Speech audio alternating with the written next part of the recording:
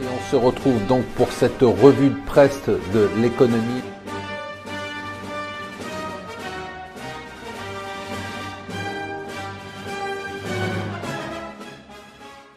Bonjour et bienvenue sur Mon Financier pour la revue de presse de l'écho. Nous sommes le jeudi 10 novembre. Eh bien, figurez-vous qu'il ne s'est rien passé. En fait, c'était pas du tout une surprise. Alors, si vous lisez les journaux ce matin, en fait, c'était prévisible.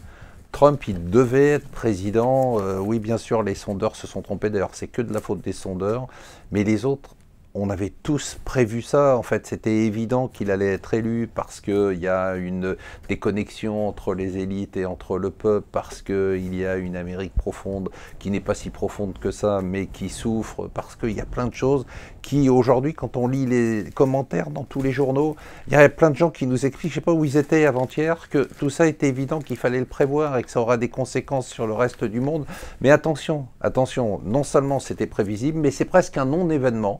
C'est-à-dire que quand vous lisez les journaux, et surtout quand vous regardez les marchés, vous avez quand même la sensation, si on m'avait dit il y a 3 jours, 1, Trump va être élu, et 2, le soir du jour où Trump va être élu, les marchés vont clôturer en hausse, je vous aurais dit, vous êtes complètement fou. Hier, il y a eu un mouvement de 1000 points sur le Dow Jones, c'est-à-dire plus de 800 points de baisse au moment de l'annonce des résultats, et on a clôturé en hausse de près de 260 points. Alors on nous explique aujourd'hui qu'enfin Trump c'est fabuleux. D'abord c'était pas une surprise, et puis en plus c'est génial parce qu'il est pro-business, parce qu'il va baisser les impôts, parce qu'il va relancer l'économie, parce qu'il va faire des grands travaux. En fait, je sais pas pourquoi on s'est inquiété comme ça, et je sais pas pourquoi on n'y a pas cru avant. En fait, alors on nous dit c'est l'ouragan, que ça va changer pour nous.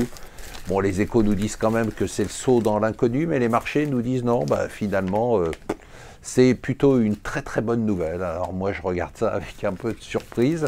Je vous avoue que c'est pas du tout l'impression que je partage. Je pense que on fait un saut, comme le disent les échos, dans l'inconnu, avec des marchés qui me paraissent un peu trop optimiste. Bon, tout ça durera ce que ça durera. La baisse des taux, il va falloir la baisse des impôts, il va falloir la financer. Les travaux d'infrastructure, il va falloir les financer. Bon, écoutez, moi je veux bien que ce soit une excellente nouvelle, mais en tout cas c'est pas tout à fait ce qu'on pense. Nous on reste extrêmement prudents. Comme vous le savez, nos positions de fonds sont toujours un peu à la baisse. Alors ce qui est le seul mouvement qui était un peu rationnel hier, c'était la hausse des taux d'intérêt. Aujourd'hui, les taux d'intérêt à 10 ans aux États-Unis sont remontés à 2%. C'est un très très très gros mouvement. C'est l'équivalent d'une chute de 5 à 10% sur la bourse. Et en fait, ça indique la crainte d'un retour à l'inflation. Qui dit retour à l'inflation dit hausse des taux. Qui dit hausse des taux dit forcément baisse des indices boursiers à un moment ou à un autre. Mais pour l'instant, excusez-moi l'expression, mais ce n'est pas la peine de pisser contre le vent. Laissons la vague un peu de délire se continuer. Observons ça avec beaucoup d'intérêt, on va continuer à le commenter ensemble, mais en fait on ne le savait pas, l'élection de Trump est non seulement peut-être un non-événement, mais même un événement extrêmement positif, c'est ce qu'on nous explique ce matin. Voilà, bonne journée sur Mon Financier.